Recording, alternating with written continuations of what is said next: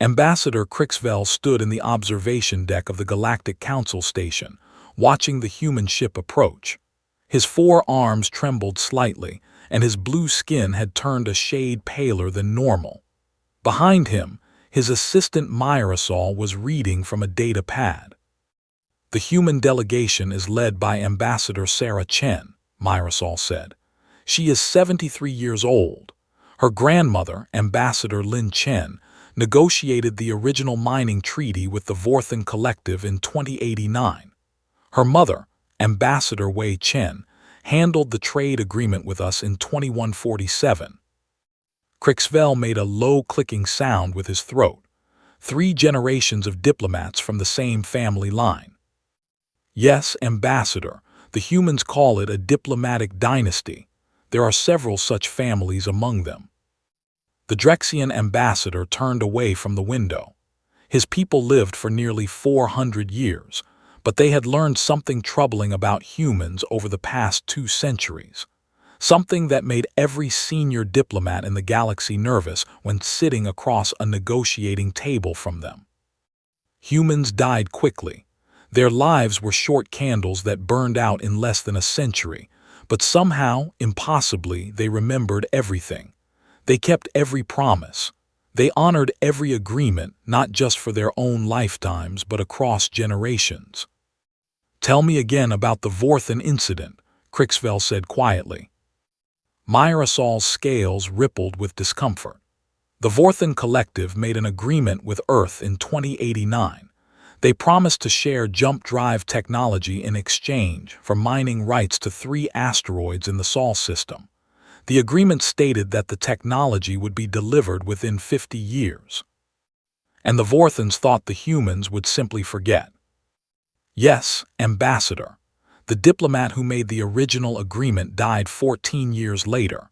The Vorthans assumed the matter was closed. Their own negotiator was still alive, of course, but he believed that without the original human signatory, the agreement would fade away. Crixvel clicked his throat again. They were wrong. Very wrong. In 2139, exactly 50 years after the original agreement, a human named James Chen appeared at the Vorthan home world. He was the grandson of the original negotiator. He brought the original treaty, certified copies of all meeting transcripts, genetic proof of his family connection, and a formal demand for the promised technology. The Vorthans tried to deny the claim. They did. They argued that the agreement was made with a dead human, not with James Chen. They said that contracts should not extend beyond the natural life of the original parties. Crixvel walked to his desk and sat down heavily. What happened next is why we are all so careful with humans now. Myrasol nodded. The humans did not send warships. They did not threaten violence. Instead, they did something worse.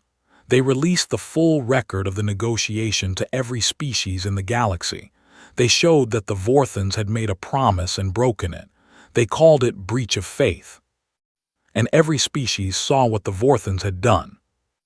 Yes, within 10 years, the Vorthan Collective lost most of their trading partnerships. Other species were afraid to make deals with them. The Collective's economy collapsed. They eventually delivered the jump drive technology, 112 years late, along with massive compensatory payments. Crixvel looked out the window again. The human ship was docking now. The humans did not need weapons. Their weapon was memory. Their weapon was keeping their word and showing that others did not. That is what makes them so dangerous at the negotiating table, Myrasol agreed. When a human makes a promise, their children will keep it, and their grandchildren, and their great-grandchildren. When we make a deal with them, we are not making a deal with one short-lived creature. We are making a deal with a continuous line of beings who share memory and obligation. Ambassador Crixvel had negotiated with dozens of species over his 300 years of life. He had faced the warrior clans of the Kreth Empire, who would threaten death for any insult. He had dealt with the hive minds of Sector 7, who could coordinate 1 billion individual bodies. He had even survived a trade summit with the Singers of the Dark, whose communication was based on frequencies that could shatter Drexian hearing organs. None of them frightened him the way humans did. The door to his office chimed. "Ambassador Chen is here," his computer announced. Crixvel straightened his formal robes and composed his features. "Send her in." Sarah Chen walked into the room with two aides behind her. She was small by human standards, with gray hair pulled back in a simple style and eyes that seemed to see everything. She moved slowly, as older humans often did, but there was nothing weak about her presence. "Ambassador Crixvel," she said, bowing slightly, "thank you for meeting with me." "Ambassador Chen, please sit. Can I offer you refreshments?" "Tea would be lovely if you have it." Crixvel gestured to Myrasol, who hurried to prepare the human drink. They had stocked several varieties specifically for this meeting. Sarah Chen sat across from him and placed a small wooden box on the table between them. Crixvel recognized it immediately. It was a human memory box, the kind they used to store important documents across generations. "I imagine you know why I am here," Ambassador Chen said. "I have some idea. 87 years ago, your predecessor, Ambassador Drexmore, made an agreement with my grandmother. The Drexian Confederation would support Earth's application to join the Inner Council. In exchange, Earth would provide agricultural technology to help with the famine that was affecting your outer colonies." Crixvel felt his stomach tighten. He had reviewed the records thoroughly. Everything the human said was true. "We provided the technology," Ambassador Chen continued. "Our agricultural specialists spent 30 years helping your colonies rebuild their food production. The famine ended. Your people survived. We are grateful for that assistance." "I am sure you are." Ambassador Chen opened the wooden box and removed a bundle of papers. Real paper, Crixvel noticed. Humans still used physical documents for important matters. They said it was harder to alter or deny something that existed in physical form. But the second part of the agreement was never fulfilled. Earth's application to the Inner Council was blocked. Our records show that the Drexian Confederation voted against us. Crixvel's four arms folded together in a gesture of discomfort. That vote was taken by Ambassador Drexmore. He died 62 years ago. The circumstances of that decision are well documented, Ambassador Chen interrupted gently. "My grandmother kept very detailed records. My mother added to them. I have continued the practice." She spread the papers across the table. Meeting transcripts, communication logs, voting records, even personal notes from Ambassador Drexmore's staff that my family acquired through various channels. The Drexian ambassador looked at the documents with growing unease. Some of them were records he had never seen. Some contained information that the Confederation had believed was lost.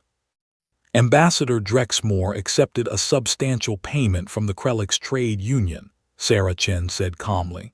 "They did not want Earth to gain Inner Council status. They saw us as competitors, so they bribed your ambassador to break his promise." That was a long time ago, a different ambassador, a different era. Time does not erase obligation, Ambassador. My grandmother made that agreement in good faith. My mother spent her entire career waiting for your people to honor it. I have spent mine doing the same. Ambassador Chen's eyes met his, and Crixvel saw something there that made his blue skin pale further. It was not anger. It was not even disappointment. It was certainty. Complete and total certainty that she was right and that she would eventually win. "My granddaughter is currently studying diplomacy," she said.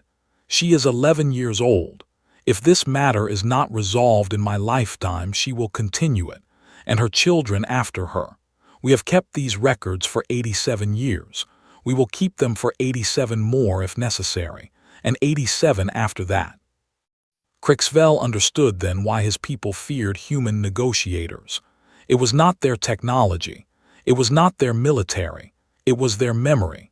Their absolutely unbreakable chain of promises passed from one generation to the next. He looked at the documents spread across his table and knew that he had no choice. The evidence was undeniable. The debt was real, and the humans would never, ever forget. 3 days later, Ambassador Crixvel stood before the Drexian High Council. The 7 elders sat in a semicircle, their ancient faces showing various degrees of concern and confusion. "You are telling us," said Elder Vrixsal, "that we must support the humans' application to the Inner Council because of a promise made by a dead ambassador nearly a century ago." "Yes, Elder. The humans who made that agreement are dead. The ambassador who broke the promise is dead.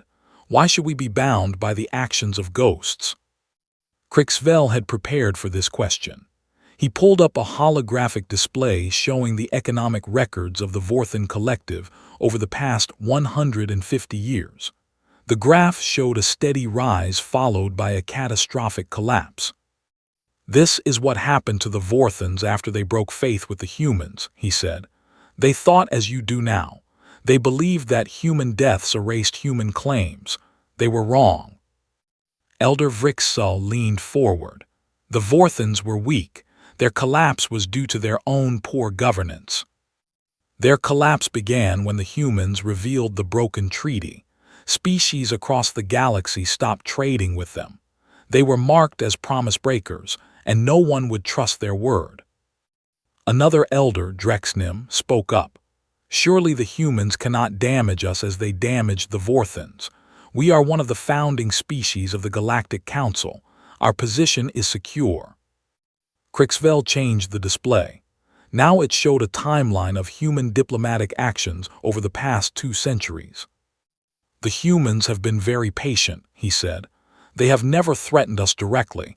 They have never demanded anything. But look at what they have done." The elders studied the timeline with growing concern. "They have documented every minor treaty violation by every species they have dealt with. They have kept records of every broken promise, every unfulfilled obligation, every diplomatic slight.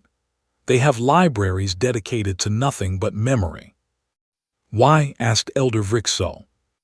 "Because memory is power," Crixvel said. "When you remember everything, you can prove anything. The humans cannot fight us with ships or weapons, but they can fight us with truth. They can show the galaxy exactly what we have done and let reputation do the rest." The council chamber was silent for a long moment.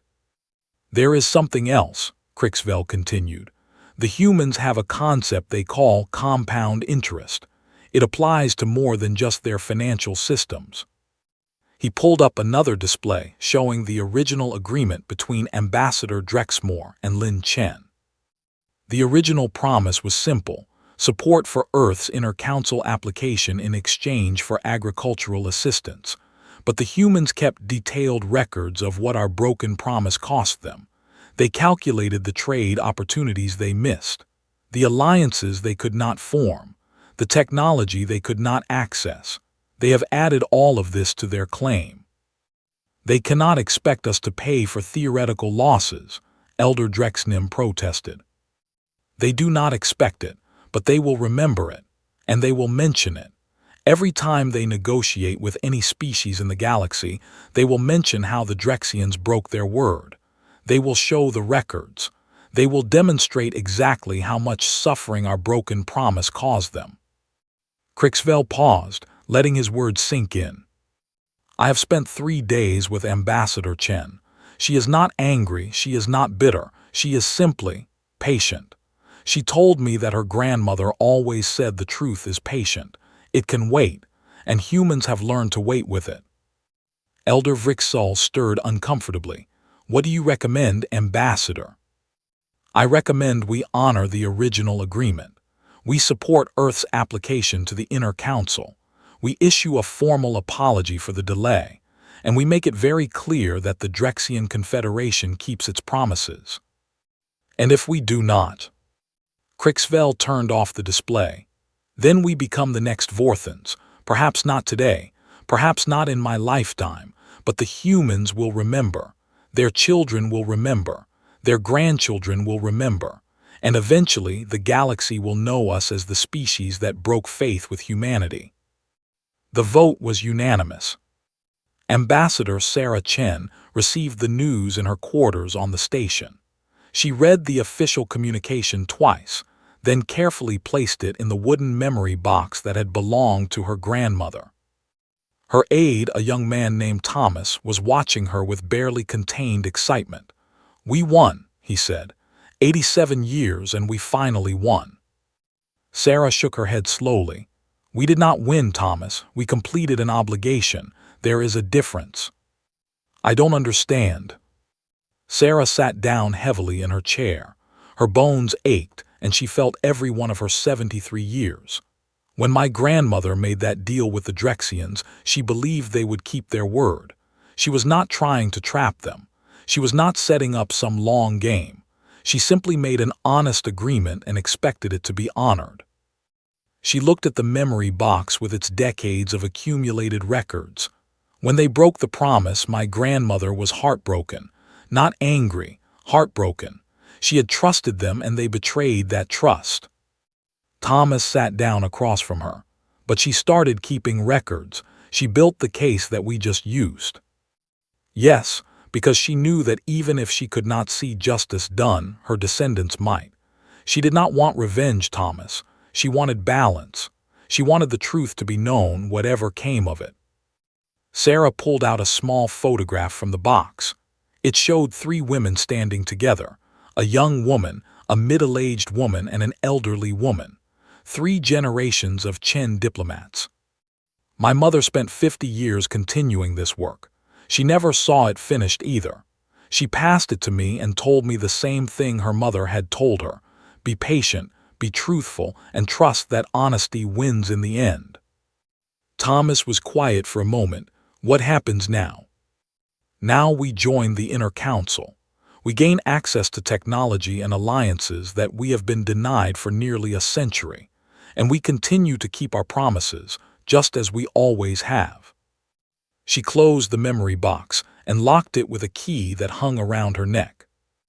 My granddaughter Emily will inherit this box someday. I hope there will be nothing in it but success stories. But if there are broken promises, if there are debts left unpaid, she will continue the work, and her children after her. Thomas looked troubled. Does it ever end, this keeping of scores? Sarah smiled, though there was something sad in her eyes. It is not about keeping score, Thomas. It is about keeping faith. We remember because memory is how we stay honest. We remember because it is how we hold ourselves accountable. If we forgot our promises, we would have no reason to keep them. She stood up slowly and walked to the window of her quarters. Outside, the stars burned in the eternal darkness of space. The Drexians live for 400 years. The Vorthans live for 300. Most of the elder species in this galaxy have lifespans that make ours look like mayfly flickers.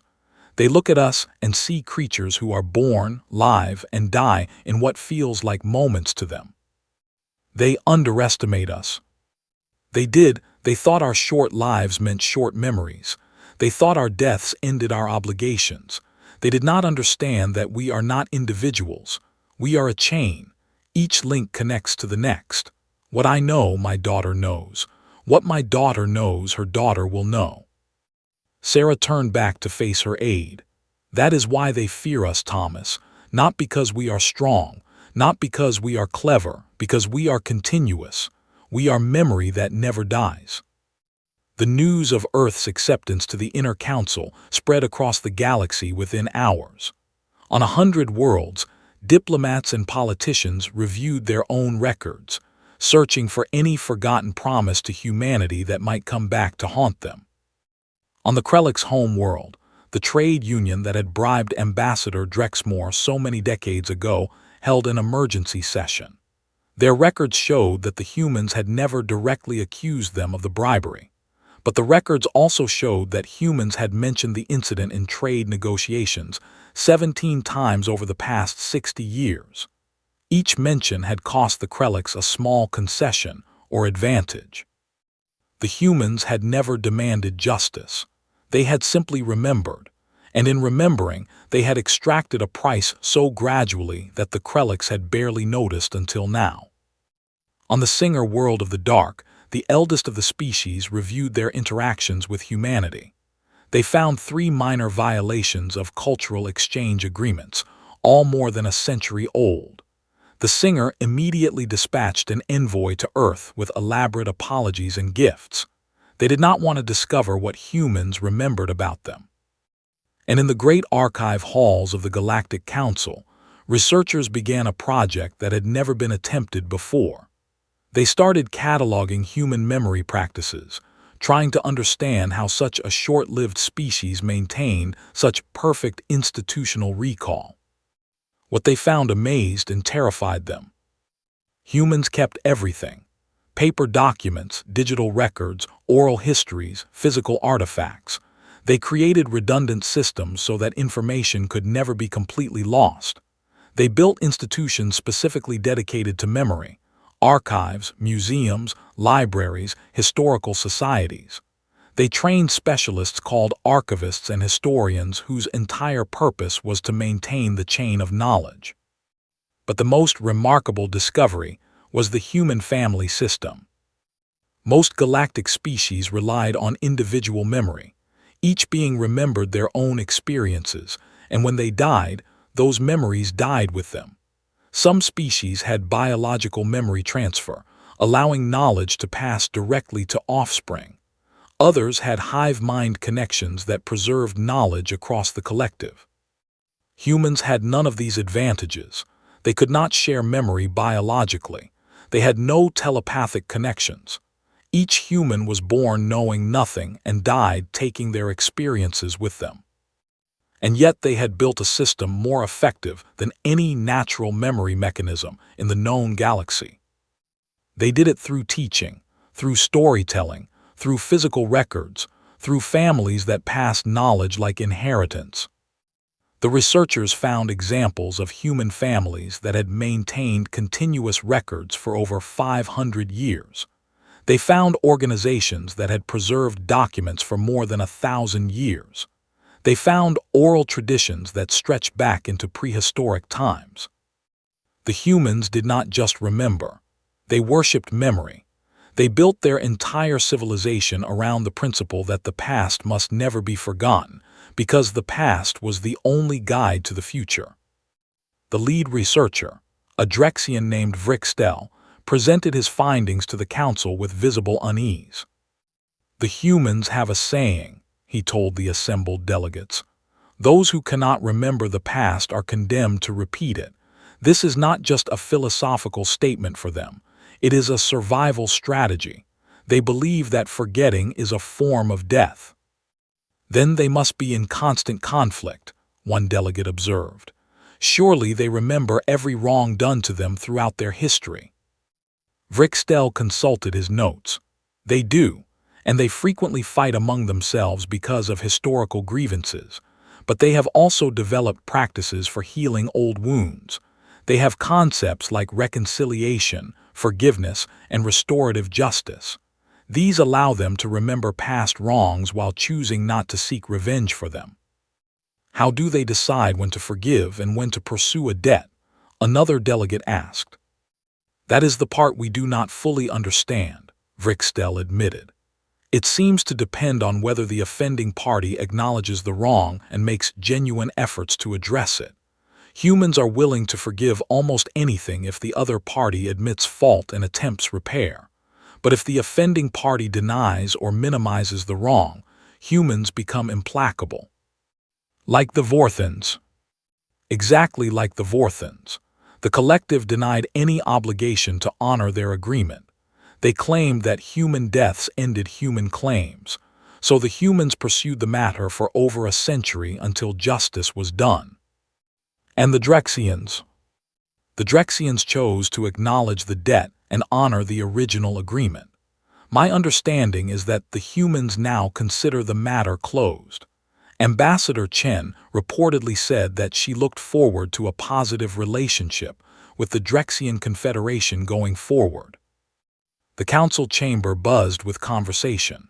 Finally, the most senior delegate, a being so ancient that no one remembered their exact age, spoke up. "What you are telling us," the ancient being said, "is that humans have built a weapon more powerful than any we have ever faced, a weapon of memory, a weapon of truth, and the only defense against it is to never give them cause to use it." "That is essentially correct, Elder." "Then the lesson is simple. Do not make promises to humans that you do not intend to keep. Do not sign agreements that you cannot honor. Do not assume that human deaths will free you from human obligations." The ancient being's eyes swept across the assembled delegates. "Treat every human diplomat as if they will live forever, because in a sense they do. Their memory is immortal even if their bodies are not. And immortal memory is the most dangerous thing in the universe." 5 years passed. Ambassador Sarah Chen retired from active diplomacy and returned to Earth. She spent her final years teaching at the Diplomatic Academy, passing her knowledge to the next generation of negotiators. Her granddaughter Emily had grown into a promising young diplomat. At 16, she was already studying the family archives, learning the intricate history of humanity's galactic relationships. She memorized treaties, trade agreements, and the subtle patterns of promise and obligation that connected Earth to dozens of alien species. On Sarah's 83rd birthday, Emily came to visit. She brought a gift, a small wooden box that she had carved herself. "What is this?" Sarah asked. "My memory box," Emily said. "I'm starting my own records now. I want to be ready when it's my turn." Sarah held the simple wooden container in her wrinkled hands. It was empty except for a single piece of paper. "What's the first record?" "A promise I made to myself," Emily said. "I wrote it down so I wouldn't forget." Sarah unfolded the paper and read. "I, Emily Chen, promise to remember. I promise to keep faith with those who came before me and to preserve their knowledge for those who come after. I promise that truth will be my weapon, patience will be my shield, and memory will be my strength. This is my oath, and I will keep it until my dying day. And if there is work left undone when I die, I will pass it to my children, who will pass it to theirs, until the work is completed." Sarah's eyes were wet when she looked up at her granddaughter. "You understand," she said softly. "I understand, grandmother. I understand why we remember, and I understand why they fear us." Sarah pulled the young woman into an embrace. For a moment, she felt the presence of all the generations that had come before, her mother, her grandmother, and all the ancestors stretching back through human history. She felt the weight of memory that connected them all, the unbroken chain of promise and obligation that made humanity something more than a collection of short-lived individuals. "They fear us because we are faithful," Sarah whispered. "They fear us because we keep our word. They fear us because we are patient and relentless and certain. But most of all, they fear us because we never forget." Emily held her grandmother tightly. "I won't let them forget either. Whatever promises need keeping, whatever debts need collecting, whatever truths need telling, I'll remember. I promise." "I know you will. You're a Chen. Remembering is what we do." That night after Emily had gone, Sarah Chen sat alone in her study. Around her were the memory boxes of 4 generations, her grandmother's, her mother's, her own, and now Emily's empty box waiting to be filled. She opened her own box and removed a small device. It was a recording unit, a gift from the Drexians after the successful resolution of the treaty dispute. She activated it and began to speak. "This is Ambassador Sarah Chen, recording for the family archive on the occasion of my 83rd birthday. I want to leave some thoughts for future generations. We live in a galaxy filled with species who live longer than us, think faster than us, and in many ways are more powerful than us. They have technologies we cannot match and abilities we cannot replicate. By any reasonable measure, they should dominate us. But they do not, and the reason is simple: we remember. Other species have better individual memories than we do. Some can recall every moment of their lives with perfect clarity, but they treat memory as personal property, something that belongs only to them. When they die, their memories die with them. We do not. We treat memory as inheritance, as obligation, as trust. When we learn something important, we write it down, we speak it aloud, we teach it to our children. We create institutions whose only purpose is to preserve what we have learned. We build archives and libraries and schools and academies, all dedicated to the simple principle that knowledge must survive. And because we do this, our memory stretches across centuries. What my grandmother knew, I know. What I know, Emily will know. What Emily knows, her children will know. Our individual lives are short, but our collective memory is endless. This is our power, this is our weapon, this is why they fear us. To whoever watches this recording after I am gone, remember what we are. Remember why we matter. And remember that every promise you make, every agreement you sign, every obligation you accept carries the weight of all the generations who came before you. Be worthy of that weight, keep faith with the past, and trust that the future will keep faith with you. This is Sarah Chen signing off. May memory be our guide and truth be our strength, forever. She deactivated the recorder and placed it carefully in her memory box. Then she closed the lid, locked it with her key, and sat in the gathering darkness, thinking about all the promises that had been kept and all the promises yet to be made. Outside her window, the stars burned with ancient light. Somewhere out there, on 100 different worlds, alien diplomats were reviewing their records, checking their obligations, and wondering if there was any promise to humanity that they had forgotten. Sarah Chen smiled. They would learn. Sooner or later, they all learned. Humanity remembered everything. And in a galaxy full of long-lived species with short memories, the short-lived species with the long memory would always win in the end. That was the real secret. That was the truth that made alien diplomats afraid. Humans kept their promises, generation after generation, century after century, forever. And there was no defense against that kind of faith.